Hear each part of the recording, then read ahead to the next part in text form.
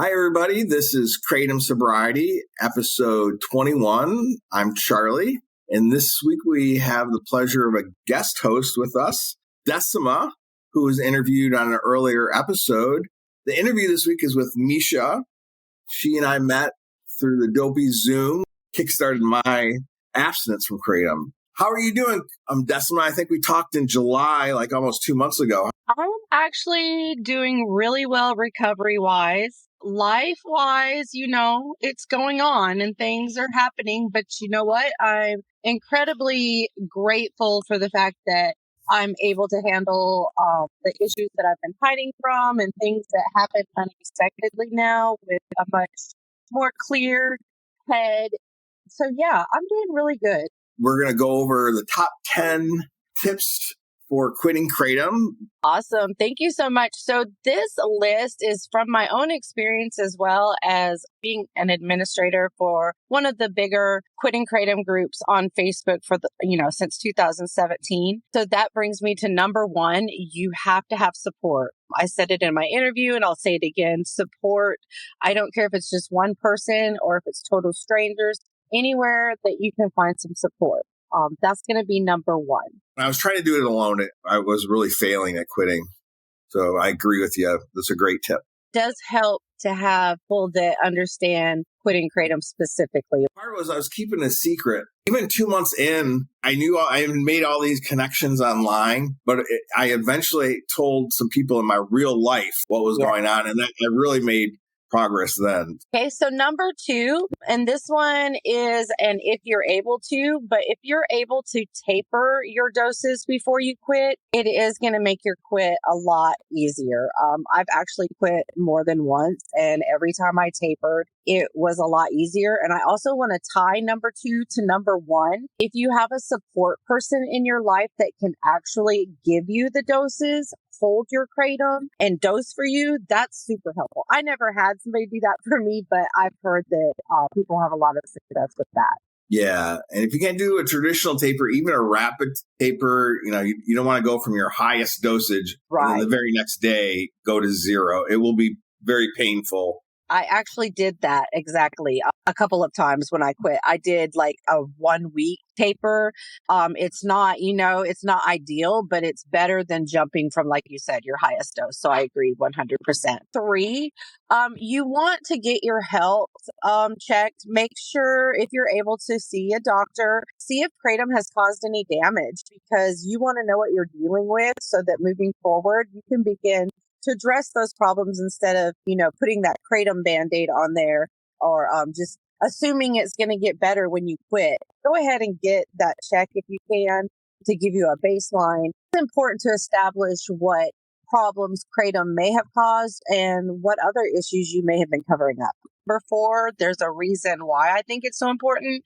Because a lot of us, we try to self-medicate. That's what we were doing with Kratom, and we do it with supplements and things. Sometimes we're taking a whole bunch of vitamin C and we don't even need vitamin C. We're all so different. So number four is going to be your supplements, finding which supplements that you need, what your deficiencies and needs are based on what, yourself, not everybody else. And also to start those supplements, if you're going to take amino acids like DLPA, 5-HTP, anything like that, them early enough so that they have time to start working before you make that jump.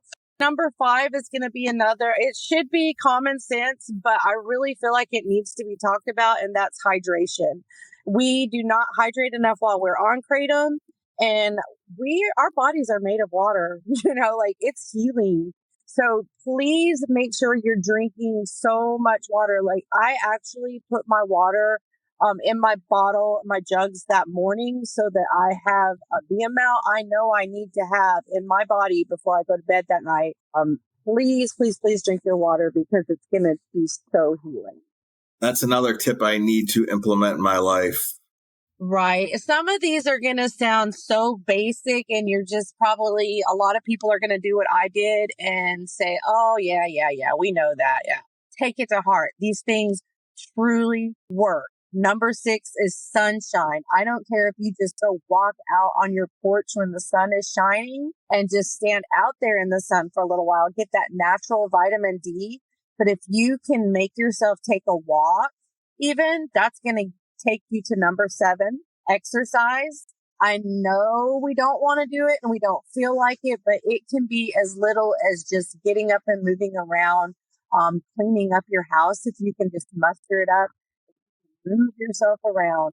I'm not saying get out there and run a marathon, and I'm not trying to be like, get out there and exercise, but it really does help if you can get that dopamine, pumping through exercise. And you can do exercise outside and knock 2 of them out at once. Exactly. Number 8 is another one that I hear a lot of people talk about, and it worked for me, and that's journaling. Writing down, part of your journaling should include writing down your doses as you're tapering. Something about seeing it in black and white in front of me held me accountable.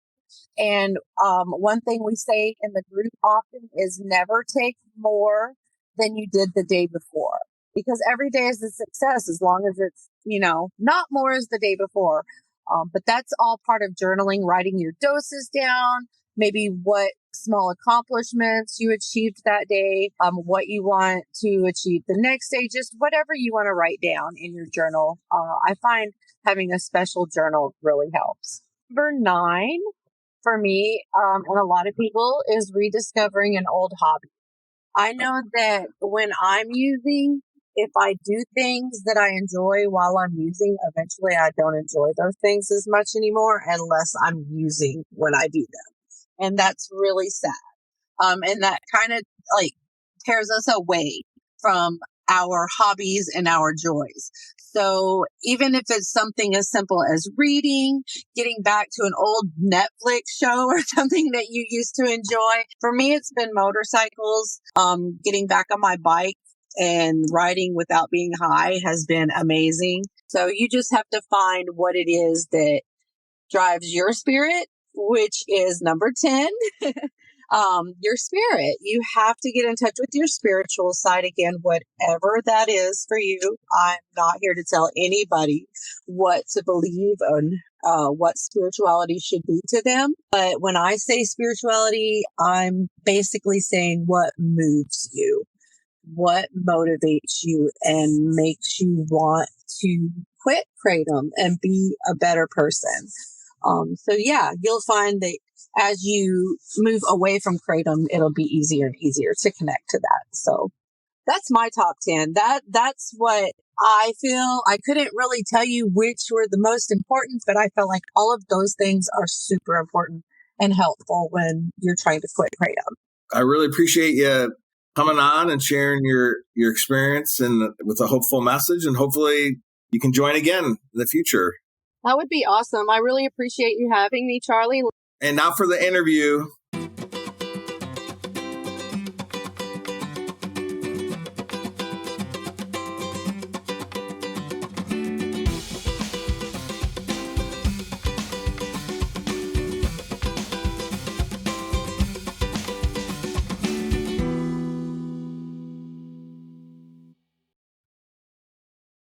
Hello, this week we have an interview with Misha. We were both commiserating on a thread about our troubles with Kratom, and that was the impetus for the starting of our Thursday night Kratom meetings. So how are you doing, Misha? I'm doing pretty well today. Start off with, how would you describe yourself to a stranger? That I probably would depend on what kind of stranger and what the moment. Yeah. But I mean, the generics are, I'm a mom, I love to travel, I'm a chef, I'm in love with dogs. I would say that I can be kind of guarded and reserved, and so, but that can be misinterpreted because if I feel a connection, then I like to go deep, and I'm kind of an open book. So that's probably the rough generic descriptor. What was your first contact with Kratom, and what was it like? So I first looked into Kratom because I was feeling really in a trap with pain pills. And every time I tried to stop taking them, I just felt useless. And so being a single mom and working a pretty intense job, I just felt trapped. Like I don't know what to do. So I was like on all these threads of how to detox at home, sort of as gently as possible. And I don't know if it was Arrowit or Reddit or probably both, but amongst all these other supplements and ideas, they suggested Kratom. There was like a link on there to where you can get it, and there wasn't much about it other than you can take this and it's not an opiate, but it basically affects the same receptors so that you won't get sick. I ordered some online. I got it. I took it. It takes a little minute. I wasn't really convinced necessarily initially, but then I was just hit with this kind of overwhelmed bliss feeling, like way better than the pills at that point, because been taking them a while. They just had kind of run their course where I was taking it just to not be sick. And I felt like this really kind of unique euphoria, almost like a spiritual expansion and motivated. Like I was like, oh, okay. Like I feel so good right now. I specifically remember like doing some yoga, and it was just like I felt so in my body and so present. And after that, I was juiced. I really thought, okay, this is it. This is the thing. And then I went down a rabbit hole of finding all these people who were taking it to cure their lifelong depression and all kinds of pain. And I really thought that I'd found something miraculous. But as we all know who take it, after a certain period of time, if I took a day off or didn't, of course, quickly I started taking it more than once in a day. And then I would see that I would just get this really intense, lethargic, low, like beyond lethargic feeling if I didn't take it.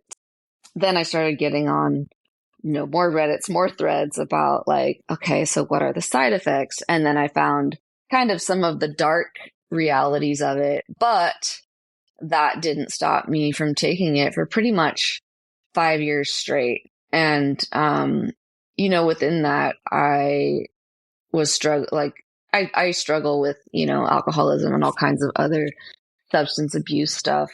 So it was especially helpful, I would say, like once I wasn't drinking, it was just like, okay, well, this is something that I can take and it doesn't feel catastrophic, to the rest of my life. So it's been really interesting to look at it in terms of like how I used it to replace other drugs, and alcohol and stuff. But at a certain point, like, yeah, it just became more and more. I just felt like I was in a trap. Like I was just on a hamster wheel. I got into rotating all the different strains so that I could not completely tap out my receptors as much. But really, it just led to me feeling mostly flat, chasing that high that just got more and more flat and dead and having all kinds of the side effects like stomach issues and starting to get really anxious. And, certain strains would really make me feel insane, where other ones would make me feel just really euphoric. So I feel like that part also kept me on that kind of chasing that perfect high feeling, and it was sort of this, I never necessarily knew what I was going to get. Inevitably, I found that I really liked the white and the red the most. Did you have previous attempts where you tried to quit? Yes. So I would quit and it was excruciating, but I would do it. And then inevitably I would forget and I would go back to it. I think one of the main things that kept me going back to it for so long, especially like there was probably the last year really wanting to stop, was just this kind of crippling depression, like disabled feeling, being so unbelievably low, just like fragile and crying jags and not myself. I mean, I would say I've struggled with depression my whole life, but this was next level. And I actually ended up getting on an antidepressant, and I was in AA at the time and just was kind of fed up, and that helped me. That really helped me. So I was able to stop at that point for a few years, complete solid, abstinence from everything, sobriety, and relapsed during COVID and Kratom. I started using it again for the first time in several years. It sounds like one of the reasons you first approached Kratom was it is kind of like a harm reduction alternative. It can be helpful to get off of more harsher substances. Maybe it was sort of my version of a Suboxone or a naltrexone or something like that, because I think it did allow me to have long stretches of not using pills and not using alcohol because I had something, But I mean, the crazy thing is, as much as it didn't impact my life, I would say, as much as some of the other things I've used, getting off of it was absolutely like the most horrific experience I've had getting off of any substance. So that's really an interesting thing, that it could be so painful. And yet, it's like the brain wants to remember the good parts, it's like this, it still has this sort of, well, it's somewhat benign kind of quality to it, even though coming off of it is like, staring the devil in the face or something. You just like in the grips of something demonic is really how it felt, coming off of it. I experienced that too, where it's causing less destruction than something like alcohol. It's easy to get hooked on it long term, so you end up spending a lot of money, and it starts to take a real physical hold on you, and then it's really hard to quit. But then you had a period where you were off Kratom, alcohol, and the pills, and working a program for a couple of years. Yeah, so I would say initially I quit drinking alcohol the first time very seriously in like 2012, and I didn't drink for 9 months. Okay. But in that period of time, I was having these insane, excruciating cysts bursting on my ovaries, and all this kind of like excruciating pain happening in that whole realm of my body. And so I got prescribed pills. And I'd been prescribed pills before. I got run over by a car when I was 16 and almost died. So I took a ton of pills, as a teenager, but it wasn't like, I don't know if it was just pre-opiate, epidemic to, there weren't necessarily kids popping oxys or whatever around me, at least not in my time. So it didn't, like, I liked the way that it felt. And I started using young, I started smoking pot probably daily by the time I was 14. And then it was kind of like game on. I was really curious about psychedelics, and I loved alcohol. I really loved like the way that alcohol quieted my internal neuroses and insecurities and stuff. So all of that was really young. And so I knew that I liked the way that opiates felt, but I never really did it recreationally, except to maybe like raid someone's medicine cabinet. You know what I mean? But it was when I quit drinking the first time very seriously, and I had all this pain, that then began this kind of like, if I can just take this every day, I'll be okay. Like I felt enveloped by some kind of like hug from God with the opiates at this point, and I think it's because I didn't have the alcohol. I wasn't smoking weed. So my system could just be with that. And so I was taking those pills for a few years. Obviously, it went well beyond the doctors prescribing me. And, that got horribly expensive and just scary and just not what I wanted to be doing with my life, But I did end up drinking again after about a year. I was still taking the pills. And then I would say, a few years into that, it was probably 2014 that I found Kratom.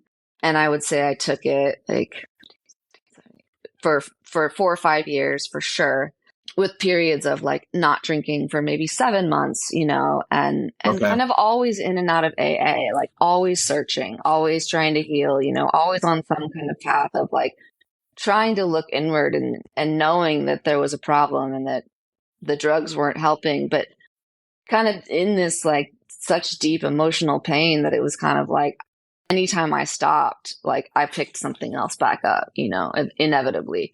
But in 2018, after 2 rounds of rehab, I did get sober, and I was sober until 2021 during the pandemic, where I feel like just a series of events, but I think probably predominantly I was really, really working a program and in the herd. And I feel like bit by bit by bit, all of that accountability and community just kind of dissolved under my feet, not to mention that like my son and I are both now trapped in the house all the time just with each other. And he was like metamorphosizing into a man. And I had another thing where I was prescribed pills during that time. I think that was the first thing that happened. Well, I did start taking kava kind of compulsively.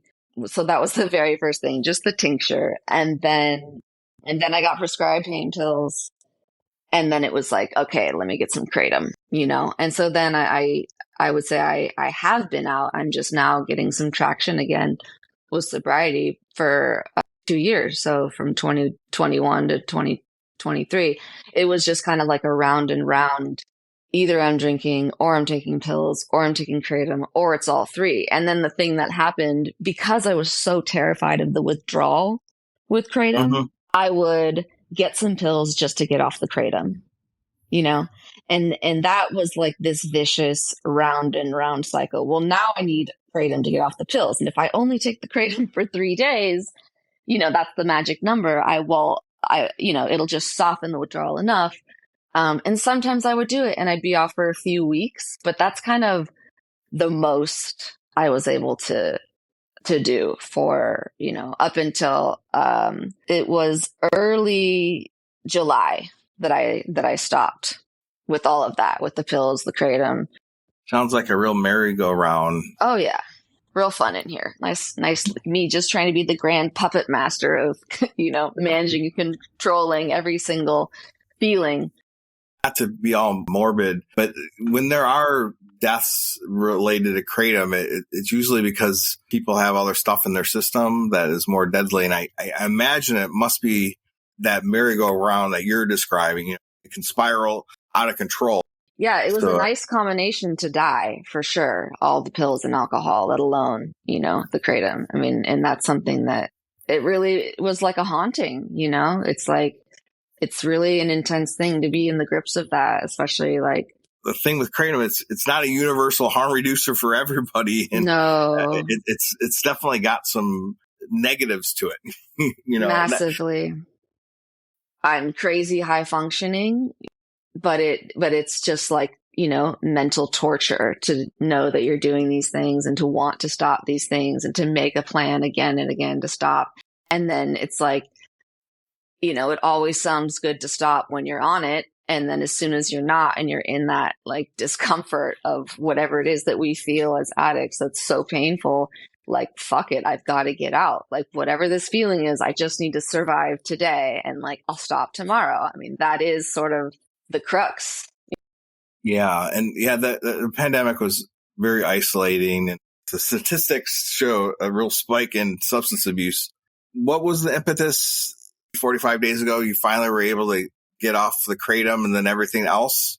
Yeah, so I got COVID really badly, like really, really badly. I was laid out. And, like I said, I'm like a doer.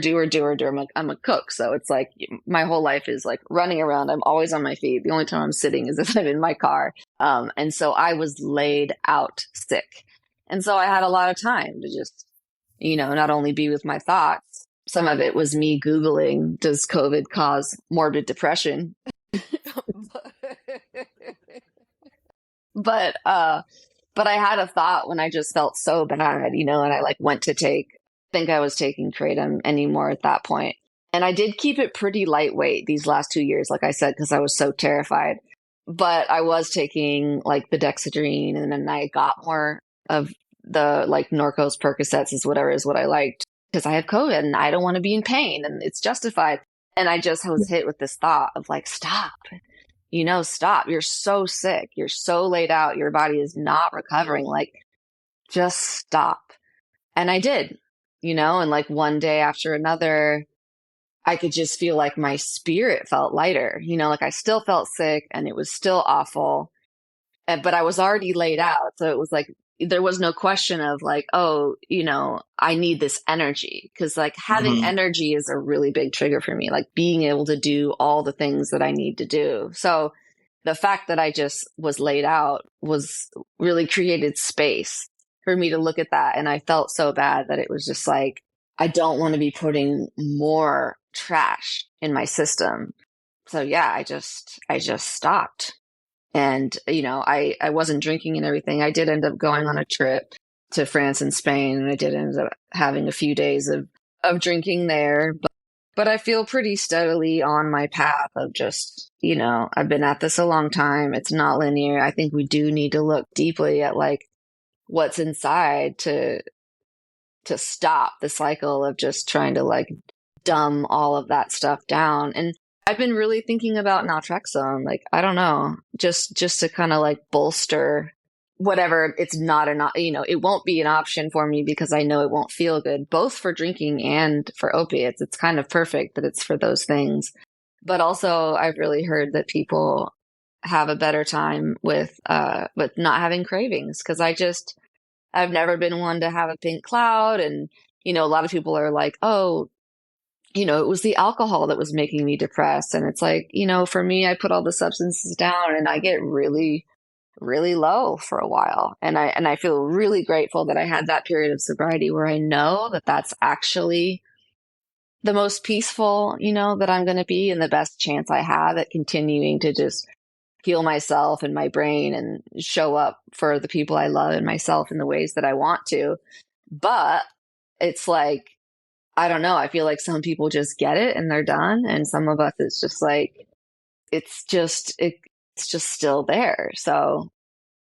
Yeah, I feel you. I do beat myself up. Like, why didn't I just get this right? I get very jealous of the people who cleaned up and then just the first time they went to rehab or they had a horrific, medical incident or life and death experience, and then they just stopped. I always, I guess, moderated my use throughout my whole life, where my life never like completely blew up, Same. Yeah. And so try not to like read that passage in one of the 12-step books about, there's just some people that are constitutionally incapable. I know. I don't have any experience with naltrexone, so I can't give you any advice. But I mean, I've talked to some people, and I don't know what the side effects are and things like that. It might be a way to get you to a year or two, where your brain can recalibrate and you can get to a new baseline. That's what I think. Like if I've been planning to get 90 days since last September. Literally, I've been talking about getting 90 days. And then even, I'm going to DopeyCon, and I thought, oh, this is a perfect time, and I've got this thing at the end of it where I'll really want to be proud that I have these 90 days for DopeyCon, and I didn't do it. So that's what I think. I think short term, I like to term naltrexone, but something to just help bolster, because I think it's hard. Like the more we allow ourselves to give in, the more those are the grooves running in the brain. And so I try not to let myself think it's futile, but it's like we break trust with ourselves when we do it again and again. And it is hard not to compare ourselves to these people that are just sort of like, no, I'm just done. Like I've told you before, I'm just like this elusive psychic change where it's just like, it doesn't make sense to me anymore. I wouldn't want to do that to myself. And I think there's still there's a lot of soul searching around like probably worthiness, like self-love. There's a lot in there. Yeah, I feel you. I won't. I'm more reacting to you as a human now than as an interviewer. Especially like I didn't drink all my 30s. I thought I was done with this crap. Like, how the hell did I end up? I know how it happened because it's a progressive disease. And well, I was just gonna say, like, how vigorous. I mean, I am a 12-step person, I think, and it's true. Like what you put into it, you inevitably will get out. And I think that the connection piece is the number one thing. I mean, I think absolutely you're responding to me on the thread and then starting the Kratom meeting where we could just like talk about this thing that's so secretive and weird and insidious and like such mixed ideas about is it good and now, or is it just hell, and now the fact that it's just everywhere, it's confusing. So, I mean, but the connection of being able to like talk to other people about it and to keep our minds aligned with what we actually want. Like I trip on the fact that, it's like, I'm trying to do something with the same brain that wants to do the exact opposite, It's Mm-hmm. like I can't think my way out of it by myself with this same brain. Like I've got to expose all the sort of thoughts that are lying to me and telling me, it's okay, or you're a piece of shit, so just fucking do it anyway. Like all the things, like, and that's what's so hard too, is as addicts, the isolation, the hiding, the shame that makes you not want to talk about it, and when you relapse again, the shame that keeps you from saying it, because like, what's the point? And for me to like go to meetings and, I can talk about alcohol there. I don't tend to talk about Kratom there. Yeah, I'm really grateful for the Kratom meeting starting up. And at first, I really had trouble grappling with all the Kratom specific issues, like, those dynamics that you were just talking about, and the hiding, the secrecy. I mean, I would go to my AA meetings on Kratom because I didn't think of it as a relapse. I didn't think of it as using, partly because I had bought into the marketing and because I wasn't like high off my rockers at all, So, but now, with a little bit of distance, like 5 or 6 months now, can go to my AA meetings completely sober off of everything. My sponsor knows what Kratom is, but I don't necessarily need to bring it up in the meeting. I just kind of put Kratom in the same bucket as booze or any drug, but I really grappled with that for a while. But posted yesterday on the most recent episode, and well, one person that put a comment on it and say, thanks, I need help getting off of Kratom. What should I do? So I was able to give them plenty of advice. And then somebody else like, don't demonize Kratom for the rest of us. Right. And I'm like, I'm not demonizing. We're just talking about our experience. There's a whole for-profit industry that's promoting it as the best thing since chocolate milk. Our little podcast and my little Facebook page isn't going to take down the whole Kratom industry. No, I mean, and it's so polarizing. Like people feel so strongly in each way. And I even read, something on one of my little, rabbit holes of reading that people that were just like, oh, this is like an amazing adjunct for AA. Like it helps me be able to be social and share. And I mean, like I've literally read that. And I'm hearing people now in AA meetings saying like, well, I'm sober. I do take this plant that I take for pain. And I'm like, I know what plant that is. And I didn't, when I was taking Kratom, there was a year period where I wasn't taking it every day. So I did not know anything about the withdrawals. That was what blew me away. It was about this time last year where I took it like 10 days in a row. And I didn't, and in those 10 days, on top of that, the same dosage didn't work. So of course I increased the dosage, and then at the end of the 10 days, I stopped taking it. Oh my God. I was like, whoa. And I still didn't quite associate it with the drug. Let's see, let's get back on track here. Do you have any recommendations of things that helped you? I know you're still struggling with some of the withdrawals and maybe some pause, but some things that you did to help with the withdrawals? I mean, yeah, I am definitely like a supplement person. So, there are lots of different supplements that I'm taking now just to try to like boost mood and heal my brain and stuff. But I would say like for acutely while I was getting off of it, I mean, gabapentin really helped. I don't know if it's like a reasonable thing, but I mean, I did take some Valium and that really helped, and I think if you can do that short term, that's great. If you can't, don't do it. I'm not advocating for anything, but that was something that helped me just because I was so insanely anxious and just fragile. Like I said, I would say definitely lots of electrolytes because I was dumping buckets of sweat and, like lots of people have said on your podcast too, that liposomal vitamin C and exercising even when you don't want to, and hot Epsom salt baths, like just going and sitting in the sunshine, and also just continually reading the threads of everyone talking about how bad it is and how wonderful it is on the other side. Like just keeping it really at the forefront of my mind. Like this pain is temporary.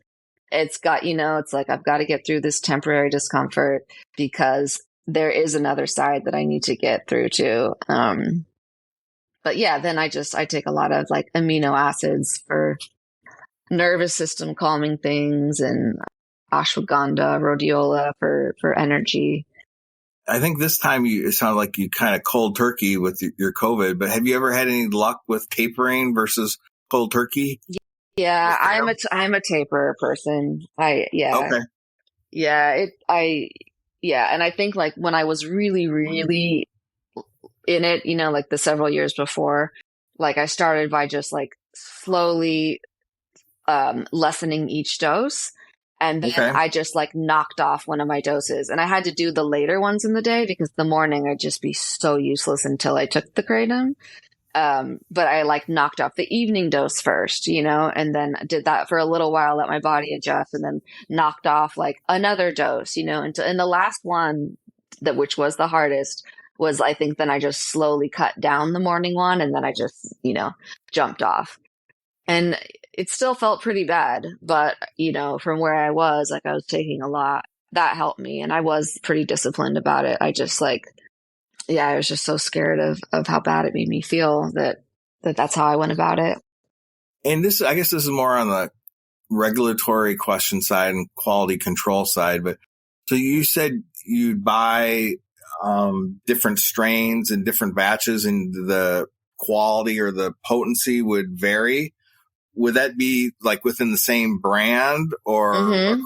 Yeah, if it like the more fresh they are, the more potent. Like I definitely see that, even like in like the color and the smell sometimes. Yeah. And but also just like within the different, like even some whites would make me feel, more euphoric, clear, none of the kind of weird anxiety stuff. And others would give me that like borderline psychosis feeling of just like, I cannot, like, I don't even know what to do with myself. And that kind of would make me want to drink, like I've got to level myself out here. But yeah, so the white and the green is what I like the most. But then within those, they each had their own little mini strain.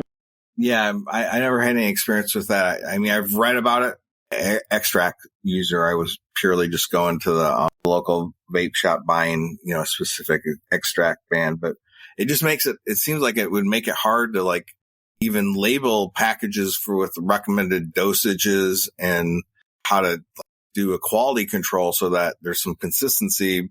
If you are going to, if it is going to be legal, I know the connoisseurs aren't worried about that kind of thing, but the new people that are just coming off the street consuming this stuff, everyday naive customers buying this stuff, it seems like there should be some labeling and some consistency between each, and recommendations for a dosage. But it's just the nature of a plant-based product like this. There's going to be a lot of variance, I mean, I did read a lot of reviews for different companies because I wanted to try to find something that would be at least tested. But I think it's just the nature of the plant. It's just not regulated at all. How's your life going today, kratom free? It's just such a massive relief not to be in that trap. It's like that constant kind of like, ooh, do I have it? Do I need to like make a little jar of it?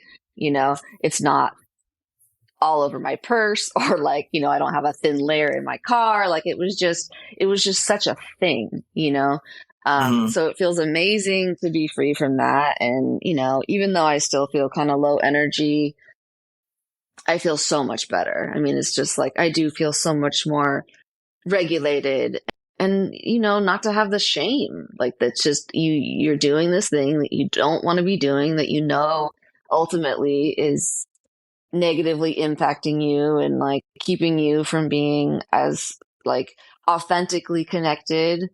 Right. But you're still doing it. So with that is just this kind of constant low grade, extra self-loathing shame thing, which I already struggle with. So, but then if I'm using, it's just, I'm the biggest piece of shit in the world. So relief from that is huge.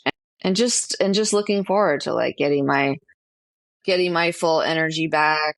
Everybody's timeline is different, but I guess you're still early on. So I hear reports like at 90 days and 6 months, that people feel a lot better than they did, like at 45 days, What are some things that you're doing to maintain your abstinence? Well, since I have several little things I'm working on staying abstinent from, I I try to be rigorous with like a little morning routine, like I do when I wake up. Usually feel intense anxiety and dread, so I try to immediately read some kind of short recovery thing or something uplifting, meditate. Not necessarily a super long time. Sometimes I do it just quietly. Sometimes I do it a guided, and getting to meetings, staying connected, talking about it, remembering how horrible it is by, staying connected and being in meetings. And then I've been doing a gratitude list at night, kind of like a, in 12 step, like a 10th step, like review of the day, but it's like a softer way to just kind of like at the end of the day, all the things that I'm grateful for. And, prayer is something that I really believe in, but I've been noticing lately that I have this kind of like conflict of belief. Like, do I believe that a power can, greater than me can restore me to sanity? Like, do I believe that? I mean, I'm working on that. And so I've been wanting to get into like, that really specific prayer of just help me, and just for today, I will not use anything, and like make that commitment to myself in the morning every day. That's the aspect of the program that I've struggled with for decades, is the faith part and prayer and prayer work and what is my concept of a higher power. So I feel you there. Yeah. And like, I'm a spiritual person, but that is like some nebulous territory where I'm like, what, something's going to come in and save me. How a power is going to do for me what I can't do for myself. I mean, I have to believe that because I'm not getting very far on my own. But so that's why I've been kind of like, let me just double down on this prayer, Yeah. for the psychic change, like just, and to be useful, like get out of myself. What is your best advice for someone getting ready to quit Kratom? I would say that when I did a taper, I wrote it down so that it wasn't just willy-nilly. If you're going to taper, I think it helps. Yeah, just get really, really, really clear on why you're doing it and all the reasons that you don't want it. Make sure you get connected with people who really understand. Be really gentle and compassionate with yourself. I think we all take these things and do these things because we want to feel better. Like inherently, it's not a shameful thing that we want to feel better. And like, it's a signal, it's a sign, like something, we need something, is it care? Is it love?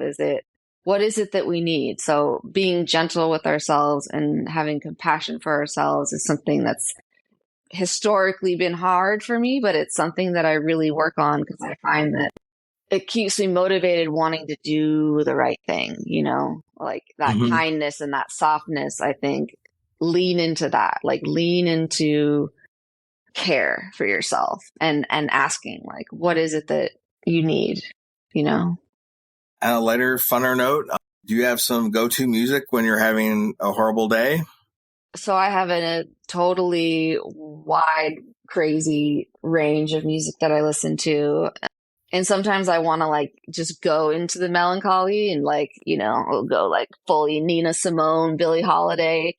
Yeah, it just totally depends. I love loud hip hop. Like loud hip hop is kind of one of my biggest medicines, to just kind of get me like juiced and get into the angst a little bit and out of the sadness. I don't know. It helps move it for me. And I mean, I love reggae. Sometimes I love like some dark kind of minor classical music at night. Like I've got a whole range. Old funk will get me pretty happy. But it all depends. Definitely situational for me too. Looking back, is there anything unique that made Kratom different than your other addictions?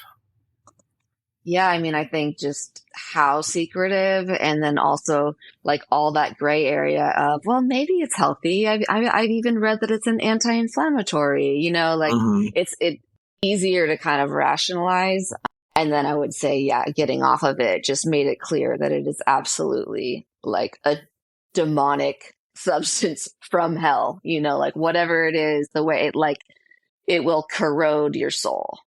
So of all the things I've done there, I think there's darkness in all of it, but I think, yeah, with Kratom, it's extra sneaky, extra insidious, and extra dark.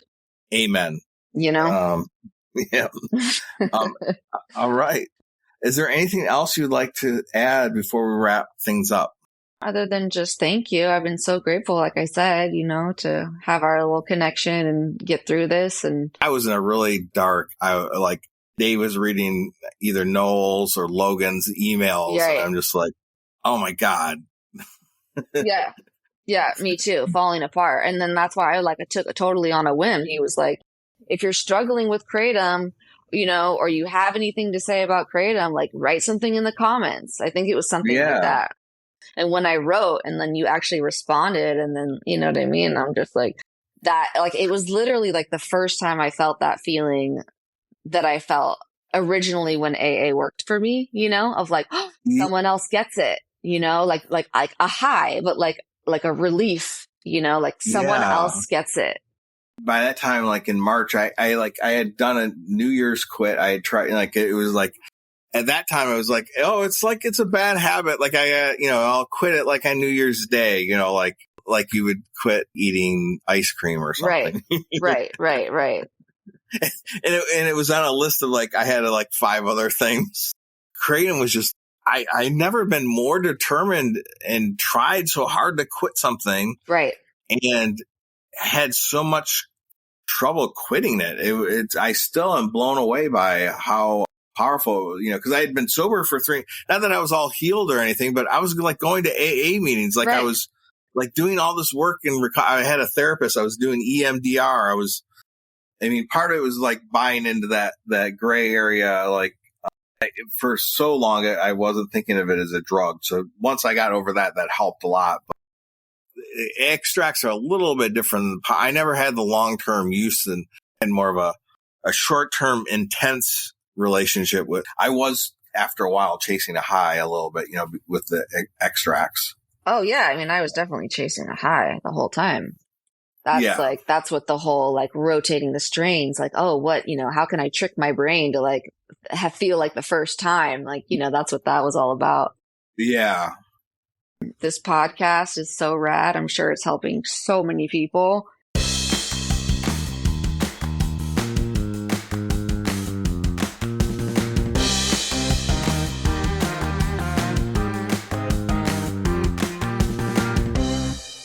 Kratom in the headlines. This week, we've got an article from the Courthouse News Service. If you're not familiar with the Courthouse News Service, they are a news service that is focused on mostly the Supreme Court, federal court, and more larger jurisdiction type courts. So not really your local court, but focused on more national news.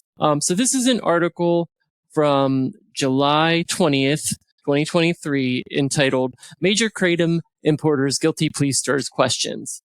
So the article starts out by saying that this is a California man whose companies gross more than $60 million selling Kratom, and he pleaded guilty in federal court in California to illegal importation and faces up to 2 years in prison to be sentenced on October 6th. So coming up here soon. Sebastian Guthrie, basically, whose LinkedIn profile says he founded and co-founded over 15 different companies totaling millions of dollars in sales and annual revenue, agreed to the plea deal on July 10th.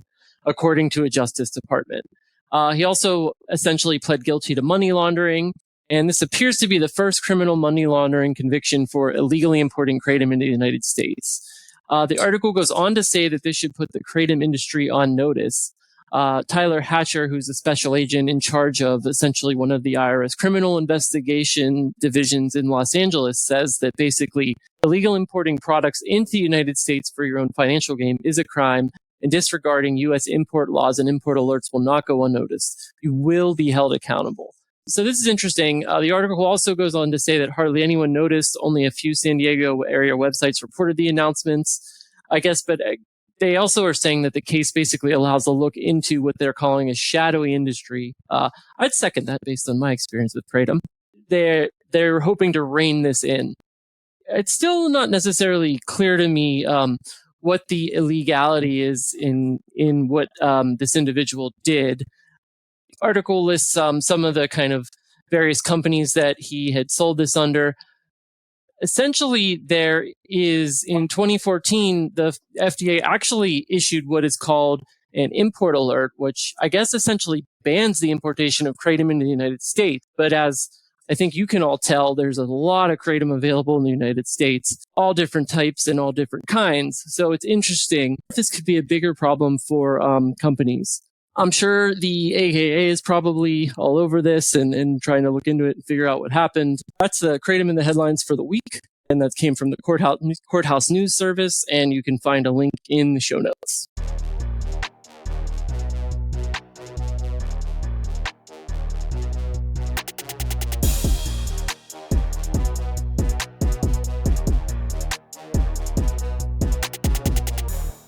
Now it's time for the resource of the week. And this week, essentially, I'm going to give you my kind of personal review of the virtual mat provider, QuickMed, which is the one that I use. There's several others, Bicycle Health, I believe there's Boop.me, a few others, but those are the three that I'm mostly aware of. So basically, the virtual mat providers they all vary and differ a little bit. Also, the rules and regulations differ a little bit based on state. So as you all know, I'm in Maine, so I'll kind of give you my perspective and what the experience has been for me. So with QuickMed, I chose them basically out of convenience. They had a lot of appointments for my area, and they also had a lot of doctors that seemed to be based in my area in southern Maine. So I chose them mostly because they had an appointment for me. Also, the $99 flat fee for the monthly subscription or for your monthly visit was appealing to me versus cost of some local clinics, to be honest. So how it works is you go for your first appointment and you get evaluated by your counselor, and they determine, if you're a candidate for medical assisted treatment. And then from there, they'll usually start, or they will start you with a 7-day script, and then have you come back for another appointment in a week. And at that point, they'll evaluate you, ask you how everything's going, check in on you, see if your dose needs to be adjusted, etc. And assuming everything is looking good and the treatment's been going good, they will prescribe you medication for a month, and then it'll come back in a month. So the good news and the good things that I like about QuickMed are, one, it's quick, it's easy to schedule an appointment. Two, if you ever have to interact with support, they're very, very easy to deal with. And I had an issue with an appointment. They resolved it very, very quickly, which was great. But really, it's a convenience factor. I haven't yet had to actually take a drug test, which is interesting because most places, that's one of the things you have to do first. So if you're looking for that level of accountability, QuickMed or the telehealth providers might not be the best. But I am told that varies from state to state. And in some states, people do have to take a test at the beginning or very soon after enrolling. Bicycle Health is quite similar to QuickMed. What I would think I would like a little bit more about Bicycle Health had I chose them is they accept insurance and QuickMed doesn't. So there's a little bit of cost deflection that could happen there if you have insurance. And I think the second piece is they have counseling and things all wrapped in one. And it's a little bit different than QuickMed in that regard. That's the big drawback with QuickMed is there's no counseling aspect of it or no psychiatry or any of that. So if you're looking for therapy, if you're wanting to go to a 12-step group or a group like Smart Recovery or something like that, which I think you should be doing, in my opinion, if you really truly want to work on your recovery, then you're going to have to do that on your own. For me, that wasn't a problem because I had already had a previous addiction and knew what worked for me and was able to build my program around it. But if you want something that is all inclusive of the medication and the treatment and the counseling, etc., you should look at possibly another telehealth provider that offers that, maybe Bicycle Health or another, or go to a traditional in-person clinic. So that's essentially it for the resource this week. Feel free to message us if you have any specific questions. I'm happy to work with Charlie to make sure that we answer any questions you may have about medicated assisted treatment or med or anything in that regard. Just As always, note, neither Charlie or I are doctors. Thank you, Jacob. If you'd like to reach out to us, please do so on any social media channel. And until next week, keep it Kratom free.